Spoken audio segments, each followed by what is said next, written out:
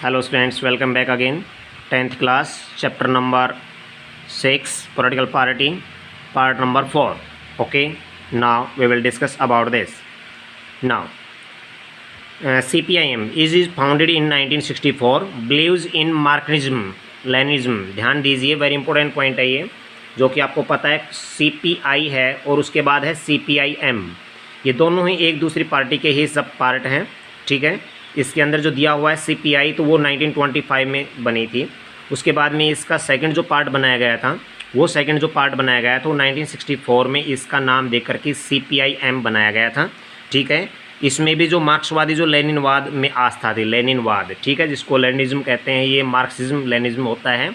इसका भी यही था कि उसके अंदर जो सिकल और जो बीच में जो आपको पता अच्छी तरह से इसका जो सिंबल दे रखा है, उसी तरह से इसमें भी सिकल और हैमर को लिया गया था. तो ये भी एक मेन जो यानी कि आपको पता है कि जो हिटलर के टाइम के अकॉर्डिंग अगर बात की जाए, लेनिनिज्म की वाली बात यहाँ आती है, तो उस समय जो यूज़ होता था, उस समय जो सिंबल यूज़ हुआ करते थे, उनको सिंबल को यूज़ किया गया है. Now next years sports socialism, secularism and the democracy and the oppose implementism and the communalism. ठीक है, कम्युनलिज्म के अंदर भी कहने का मतलब ये है कि ये जो पार्टी है CPIM, ये इसको हम कहते हैं इंडियन, जो हम कह सकते हैं कम्युनिस्ट पार्टी ऑफ इंडिया, और कई बार हम कहते हैं इंडियन कम्युनिस्ट पार्टी. ये भी हम कई बार नाम इसका दे देते हैं, ध्यान दीजिए. तो इस पार्टी के अंदर मोस्ट क्या है कि यहाँ पर इसके अंदर जो सोशलिज्म है, सेकुलरिज्म है और डेमोक्रेटिक सिस्टम है, इन सभी को एक दूसरे के साथ कनेक्ट करने के लिए, जोड़ने के लिए यहाँ पर इम्पीरियलिज्म किया गया है और कम्युनलिज्म बनाया गया है. ठीक है, कम्युनलिज्म बनाया गया, यानी कि समाजवाद के रूप में इसको सामुदायिक रूप दिया गया है. कहने का मतलब ये सभी लोगों की आस्था के आधार पर लेनिनिज्म टाइप की एक पार्टी है, जिसमें सभी लोगों को, सेकुलरिज्म वाले हैं, डेमोक्रेटिक कंट्री के अंदर जो सेकुलरिज्म कंट्री होते हैं, धर्मनिरपेक्ष जिसको बोलते हैं. ठीक है, इन सभी को इम्प्लीमेंट करने के लिए, अपोज करने के लिए ये एक स्पेशल यानी कि कम्युनलिज्म टाइप की पार्टी है. Accepts democratic elections as a useful and helpful means for securing the objective of the socio economic justice in India.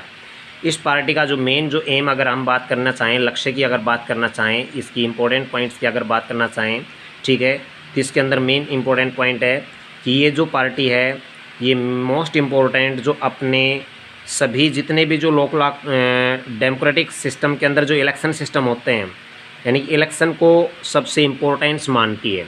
इसी पार्टी ने ही कहा था कि मेन जो कि है कि election are the most important key of a democratic country. इसकी बात यहाँ पर नोट की जाए तो enjoying strong support in the West Bengal, और इसी के साथ साथ इसको सबसे ज़्यादा सपोर्ट मिली थी इस पार्टी को, वो वेस्ट बंगाल में मिली थी. फिर उसके बाद में Kerala and Tripura, specially among the poorer, और स्पेशल जो पुअरर सोसाइटी जो बैकग्राउंड जो पार्ट एरिया था, ठीक है, उस एरिया में जो मोस्टली जो पुअर लोग थे, उनको स्पेशली इसका सबसे ज़्यादा बेनिफिट मिला. फैक्ट्री वर्कर्स को, फार्मर्स को, एग्रीकल्चर लेबरर्स को एंड द इंटेलिजेंटिज. कहने का मतलब जितने भी लोग जो थे कंट्री के अंदर, जो बुद्धिजीवी जिसको हम कह सकते हैं, ठीक है, यहाँ जो वर्ड हुआ है ना इंटेलिजेंसिया, ये बुद्धिजीवी लोगों के लिए है, यानी कि काफ़ी जो इंटेलिजेंट पर्सन होते हैं, इन सभी लोगों के रूप में बीच में ये काफ़ी अच्छी, यानी कि ये जो पार्टी बनी थी, इसकी कैचिंग पावर सबसे अच्छी रही थी. ठीक है, critical of the new economic policies that allow free flow of foreign capital and the goods into the country. आपको पता अच्छी तरह से कि एक कंट्री के अंदर कोई भी, यानी कि कहीं भी हम एक्सपोर्ट इंपोर्ट करते हैं, अपने माल को लाना ले जाना करते हैं, सर्विसेज को एक्सपोर्ट इंपोर्ट करते हैं, तो उसमें न्यू इकोनॉमिक पॉलिसीज़ बनती रहती हैं. टाइम टू टाइम पॉलिसीज़ बनाई जाती है, इकोनॉमिक पॉलिसीज़ बनाई जाती है, न्यू इकोनॉमिक पॉलिसीज़ बनाई जाती है. इन सभी इकोनॉमिक्स पॉलिसीज़ को मोस्टली इस पार्टी के अंदर काफ़ी ध्यान में रखा गया. इन पॉलिसीज़ को काफ़ी इम्प्लीमेंट किया गया, उनको काफ़ी यानी कि टाइम टू टाइम उनको अपडेट किया गया. Next years was in power in West Bengal without a break of 34 year. और ये क्लियर बात है कि नियर अबाउट अगर हम बात करना चाहें तो ये 34, अगर हम बात करें यहाँ पर 2004 की तो 30 ईयर्स तक है. अगर हम बात करें 2014 की तो ये 34 ईयर्स से. ये ध्यान रखना, कुछ इंपॉर्टेंट पॉइंट्स है, कुछ एक की बुक्स में अलग अलग मिल सकते हैं, इसलिए मैं बोल रहा हूँ. 2014 है तो उसके अकॉर्डिंग 34 ईयर से कंटिन्यू ये वेस्ट बंगाल में सबसे ज़्यादा यानी कि अपनी पावर के साथ बनी हुई पार्टी है, सबसे इम्पोर्टेंट, यानी कि उसने सबसे ज़्यादा लोकसभा में सीटें हासिल की थी, इसकी हम बात कर सकते हैं। ठीक है, उसकी हम आगे भी डिस्कस करेंगे, उसके बारे में बताएंगे। तो इसमें वेस्ट बंगाल में लगातार ये 34 ईयर से कंटिन्यू ये अपने शासन में बनी हुई है।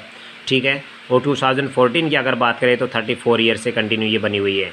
Lok Sabha elections it won about the 3% of the votes and 9 seats. इसने लोकसभा इलेक्शंस के अंदर, जैसे हमने पीछे हर डिस्कस किया है यार एक पार्टी में, इसमें इसने 3% जो यानी कि मोस्ट इंपॉर्टेंट यहाँ पर हम बात करना चाहें, ठीक है, जिसमें मोस्ट इंपॉर्टेंट 3% इसने यानी कि जो हमारे अकॉर्डिंग यानी कि परसेंट में इसने वोट्स लिए, जिसमें 9 सीट इसने अपने लिए बनाई। ठीक है, तो ये यहाँ पर था CPIM। ठीक है, नेक्स्ट है इंडियन नेशनल कांग्रेस, भारतीय राष्ट्रीय, आपको पता है जो कांग्रेस पार्टी भी हम कह देते हैं। ठीक है, तो भारतीय जो राष्ट्रीय कांग्रेस पार्टी, ठीक है, आप समझ पा रहे हैं अच्छी तरह से, हाथ वाली है भारतीय राष्ट्रीय कांग्रेस, वेरी इंपॉर्टेंट पार्टी। ठीक है, आप जानते हैं अच्छी तरह से पार्टी जो किसके पास एट प्रेजेंट, जो अपोजिशन पार्टी है। ठीक है, आप जानते हैं अच्छी तरह से, जो कि राहुल गांधी जी को तो आप जानते हैं, सोनिया गांधी को जानते हैं। ठीक है, और उनकी बिटिया क्या है, ठीक है, आप जानते हैं शायद प्रियंका गांधी, वेरी गुड। तो ये उनके अंडर में पार्टी है जो कि आज अपोजिशन पार्टी में इंडिया में है। Indian National Congress INC, popularly known as the Congress party, इसको मोस्टली हम कांग्रेस पार्टी का नाम लेते हैं, कॉमनली इसको कांग्रेस पार्टी का नाम देते हैं। ये इंडिया की 7 मेजर पार्टीज़ के नेम यहाँ पर आए हुए हैं, ध्यान रखना, आगे पीछे हो सकते हैं किसी बच्चे की बुक में। One of the oldest party of the world, very important, oldest party of the world. ठीक है, फाउंडेड इन 1885, और ये इसकी स्टार्टिंग थी 1885 में, 1885, वेरी इंपॉर्टेंट है।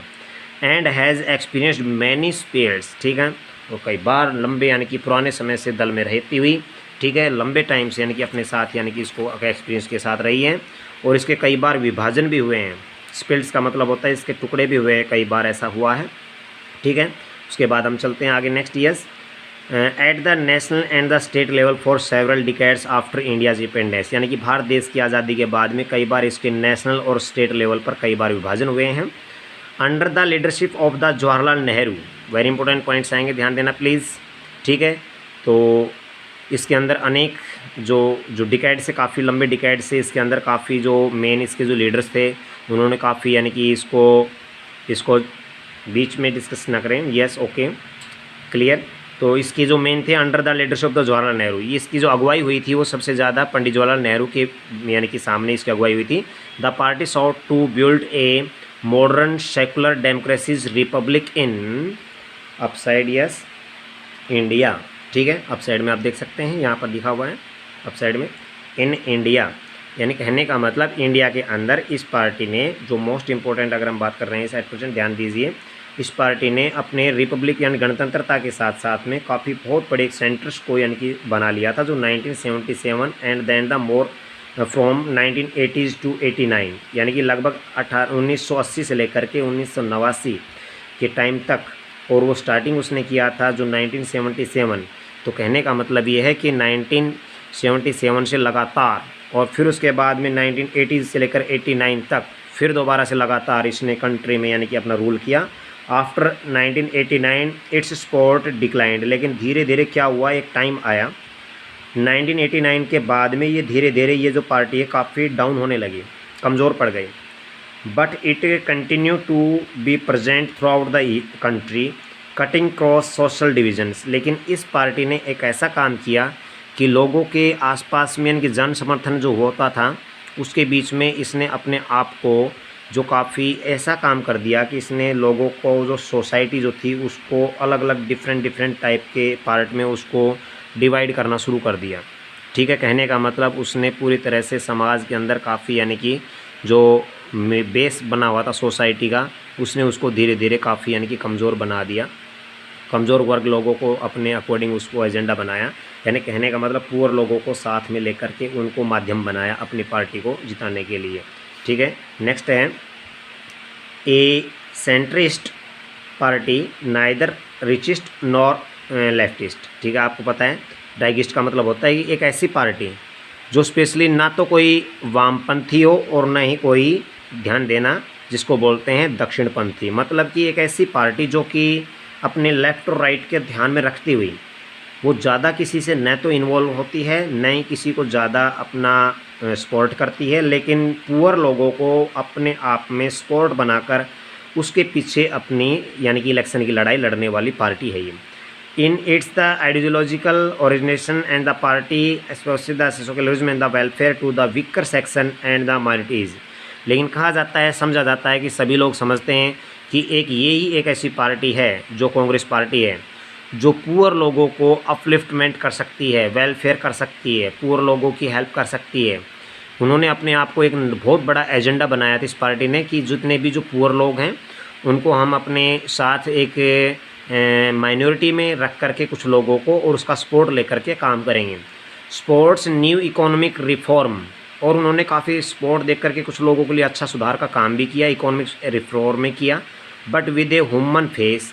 लेकिन आपको पता है कि लोगों को सामना करते हुए, उसका चेहरा देखते हुए, उनके सामने लोगों के सामने आते हुए ये पार्टी इतना सक्सेसफुल नहीं हो पाई जितना कि इसको हो जाना था। Leader of the United progressive alliance UPA, very important point यहाँ पर आया हुआ है, ध्यान दीजिए। यहाँ पर जो वर्ड यूज़ हुआ है यूपीए, वेरी इंपॉर्टेंट पॉइंट है ये, जिसको हम यूनाइटेड प्रोग्रेसिव अलायंस यानी कि एक स्पेशल गठबंधन की सरकार जिसको हम कह सकते हैं। गवर्नमेंट फ्रॉम 2004 टू 2014, और 2004 से 14 के बीच में इसने बहुत बड़ा एक महागठबंधन बना करके अपनी पार्टी को साथ में रखा था। Currently it is the principal opposition party in the Lok Sabha. लेकिन आज के समय में ये सबसे बड़ी पावरफुल और मेजॉरिटी के साथ बनी हुई लोकसभा में एक अपोजिशन पार्टी का रोल प्ले कर रही है आज के टाइम में एट प्रेजेंट। 2014 से आपको अच्छी तरह पता है कि कंट्री के अंदर जो है वो बीजेपी गवर्नमेंट है कंटिन्यू। 2 टाइम आपको पता है नरेंद्र दामोदर दास मोदी बन चुके हैं, और अपोजिशन में पार्टी रही है सिर्फ और सिर्फ इंडियन नेशनल कांग्रेस, जिसका सिंबल हैंड है। ठीक है, आप समझ पा रहे हैं अच्छी तरह से। ठीक है, नेक्स्ट यस 7th नंबर पर आपके सामने जो पार्टी है उसका हम डिस्कस कर रहे हैं present, nationalist Congress party. Nationalist Congress party, ध्यान दीजिए, जिसको राष्ट्रवादी कांग्रेस पार्टी कहते हैं हिंदी में। ठीक है, क्लियर, राष्ट्रवादी कांग्रेस पार्टी, एनसीपी जिसको शॉर्ट में कहा जाता है। इसकी जो फॉर्मेशन हुई थी वो 1999 में हुई थी, following A spilt in the Congress party. ठीक है, 1999 में इस पार्टी को बनाया गया था। ठीक है, इसके अंदर स्पेशली जो पार्टी बनी थी, इसके अंदर जो मोस्ट इम्पोर्टेंट जो पार्ट थे इसकी हम आपको बताते हैं। Spacious the democracy, Gandhian secularism, equality, social justice and the federalism. इस पार्टी के मेन जो एम थे, आप समझ पा रहे होंगे शायद मैं जो बोल रहा हूँ, मेन जो एम थे वो क्या थे कि किसी भी कंट्री के अंदर जो डेमोक्रेटिक कंट्री है, कोई भी कंट्री डेमोक्रेटिक कंट्री है, ठीक है, और जो गांधीवाद वाला कंट्री है जैसे कि लाइक इंडिया। ठीक है, सेकुलरिज्म आप जानते हैं, गांधीयन यानी गांधीयन या गांधीवादी धर्मनिरपेक्षता जिसको बोल सकते हैं। गांधीयन धर्मनिरपेक्षता मतलब सीधी सी बात है, गांधी जी के फॉलोअर्स के अकॉर्डिंग जो चलने वाला कंट्री कोई है, और उसमें जो वहाँ सेकुलरिज्म सिस्टम होता है। सेकुलरिज्म सिस्टम आपको पता है, there is no a single official religion by the government authority of the by the government. Secularism होता है धर्मनिरपेक्षता, और धर्मनिरपेक्षता का मतलब होता है कि you can follow any religion in any country, so this society is known as the secularism. ठीक है, उसके बाद में इक्वलिटी, और जिस जगह पर एकता समानता है, ठीक है, सोशल जस्टिस जहाँ पर सामाजिक न्यायता है, न्याय होते हैं, एंड फेडरलिज्म और जहाँ पर संघवाद है, ऐसी जगह पर इस पार्टी को मोस्ट इम्पोर्टेंट एम्स के साथ बनाया गया एनसीपी, नेशनलिस्ट कांग्रेस पार्टी, जिसका सिंबल है यहाँ पर वॉलो क्लॉक। ठीक है, अलार्म क्लॉक कह सकते हैं। ठीक है, वॉलो क्लॉक नहीं, अलार्म क्लॉक।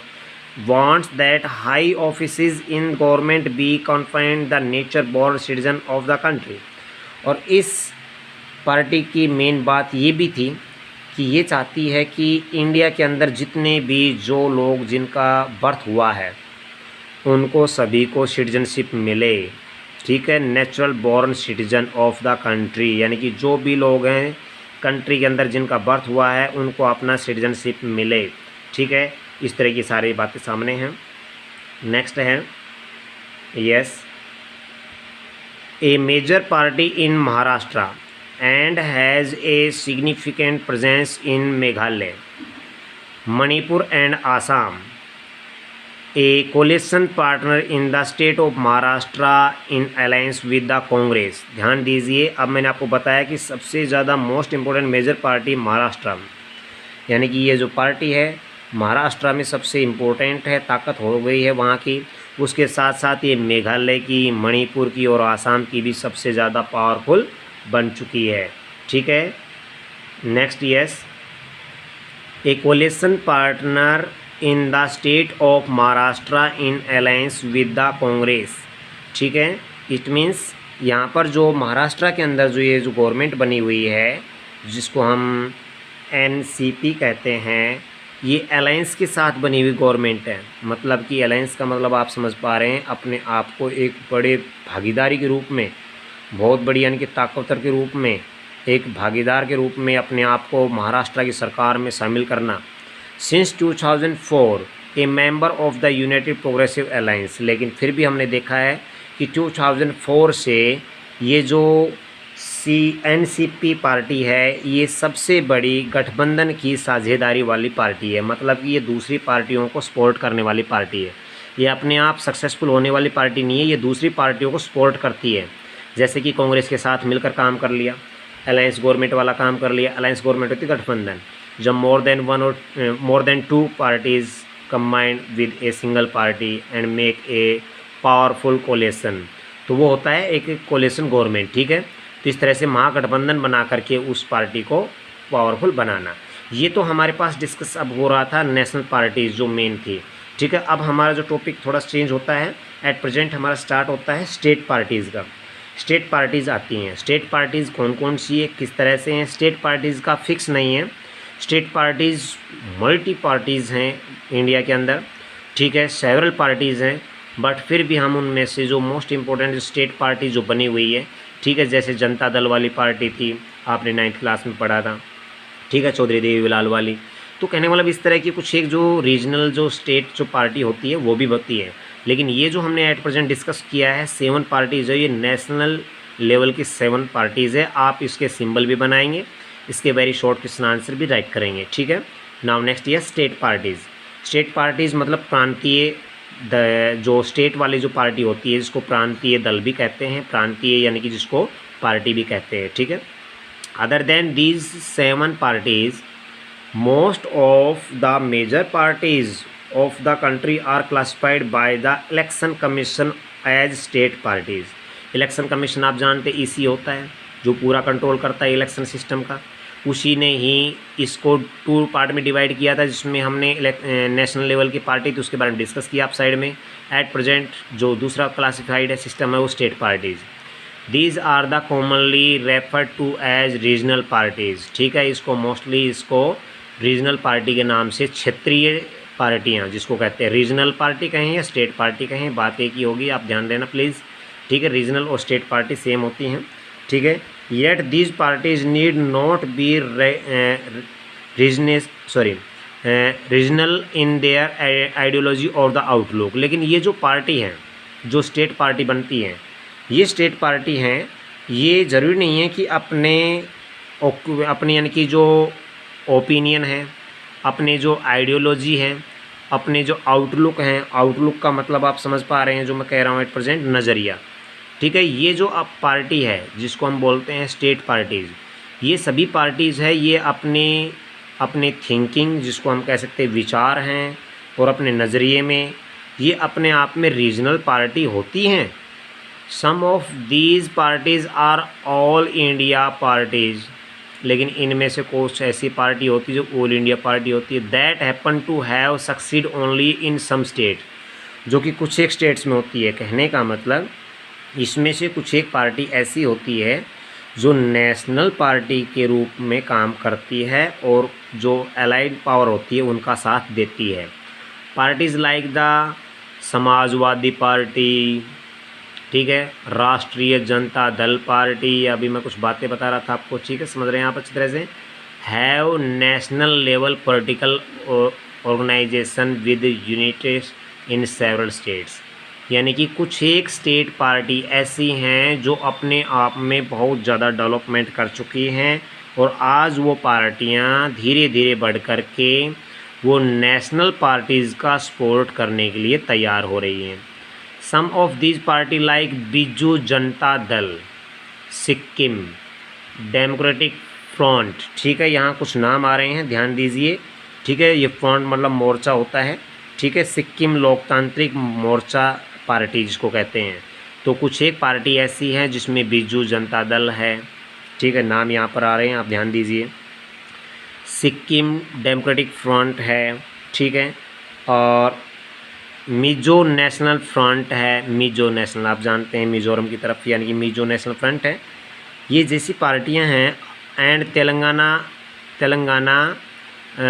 राष्ट्र समिति, ध्यान दीजिए, ठीक है। इस तरह से कुछ एक पार्टी ऐसी जो एट प्रेजेंट जिसका हम नाम दे रहे हैं। तो कुछ एक जो तेलंगाना की जो राष्ट्र समिति के रूप में जो पार्टी बनी हुई हैं, ये पार्टियां हैं conscious about their state identity, जो कि अपने आप को धीरे धीरे ये सभी क्षेत्रीय पहचान से लेकर के ये नेशनल लेवल की पहचान बनाने को तैयार हो रही है। ये कुछ एक पार्टियों के नाम यहाँ पर दिए गए हैं जो कि रीजनल पार्टीज़ हैं, जिनको हम स्टेट पार्टीज़ भी कहते हैं। उनमें से मोस्टली जो पार्टीज़ हैं वो आपके सामने यहाँ पर हमने आपको डिस्कस करके बताया है। ये पार्टीज़ इम्पोर्टेंट हैं, ठीक है। उसमें नेक्स्ट पॉइंट हम नेक्स्ट वीडियो में स्टार्ट करेंगे। Okay, bye bye.